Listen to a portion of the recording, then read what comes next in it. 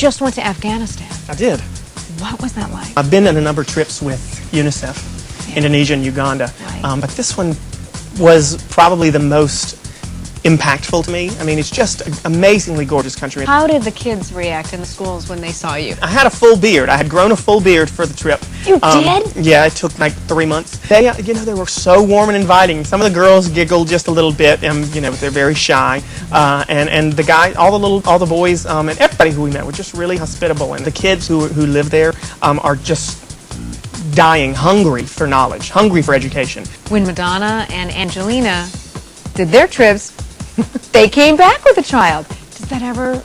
Well, do you ever think about that? Adopting one of these children, maybe? It's hard to be there and see these kids and not want to just take one or two or three or four or five home with you. I kind of think that my job with UNICEF and kind of bringing light or bringing awareness to what UNICEF is doing and the situation in Afghanistan is far more helpful if I do that. If I adopt a child, then I'm going to have to spend a lot more time with that kid, and I only help one child. So I think hopefully what I'm doing here and what I have the opportunity to talk about will help more than one kid. Were you ever concerned about your own safety? I would be lying if I said that I was not nervous. I was, of course, very nervous before I left. I hugged all my family, said goodbye. I love you. Yes, but and when I got there, I'd be crazy to say that that everything was perfect. It was interesting. I was actually in Kabul at the same time Diane Sawyer was, and she was at a hotel less than a mile away from where we were, but we were going to try to get together for dinner, but we couldn't because she couldn't leave her hotel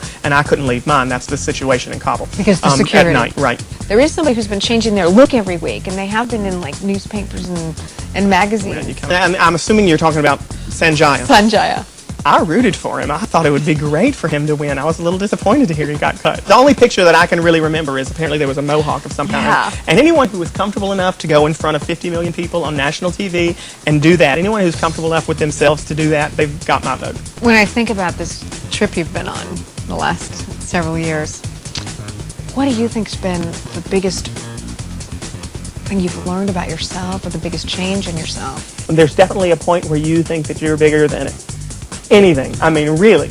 I don't deny that. But then when you take a step back and after you've been doing it for a while and you realize, wait, I am far from the only person doing this. And people don't care about you all the time, and that's fine. And I'm not stupid enough anymore to think that they do.